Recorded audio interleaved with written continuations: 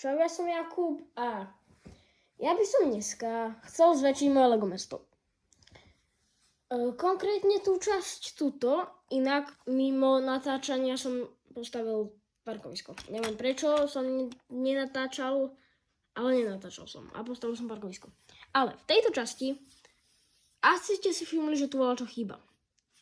Je to preto, lebo som stane zobral toto. A chcem to rozšíriť. To znamená, že ja som stadeto zobral kocky. Takže je to preto také nízke. A pridal k tomu akvárium. To som tiež nenatáčal. V podstate natáčal. Len ja som vlastne natáčal to video a potom som zistil, že to tam skoro není počuť. To znamená, že proste to nechcem stavať od znova, tak proste iba ukážem, že čo som postavil mimo tohto videa. V tom minulom videu, ktoré som nedal na YouTube kvôli tomu, že som tam nebol počuť skoro. Takže vyzerá to takto spredu, keď sa to spojí. A tým, že tu je parkovisko, tak sa mi tu zmenšilo o dosť miesto. A takže ja keď spravím vlastne toto, tak sa to dosť dobre vôjde sem. S tým, že toto je tu. A potom som ešte postavil aj taký akoby park, alebo čo to má byť. S tým, že tu je pavúk, tu je žaba a tu je raptor. Neviem, prečo som tam dal raptora, ale je tam dinosaurus, no. Tu je voľaký krík a stromy.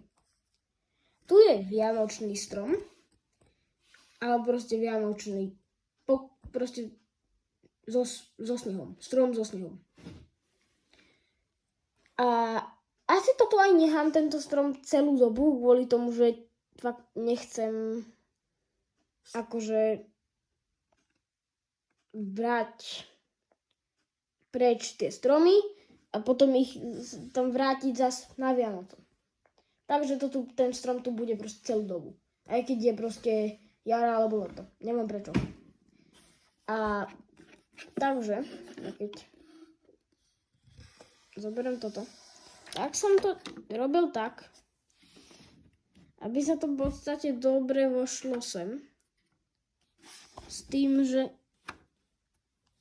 je to aj robené tak, aby akože to sedelo aj s týmto. Takže to sú vlastne dve veci takto vedľa seba. Takže keď som volal, to príde, tak budem môže ísť do lesa, kde je raptor. A asi sa z toho lesa už nevráti.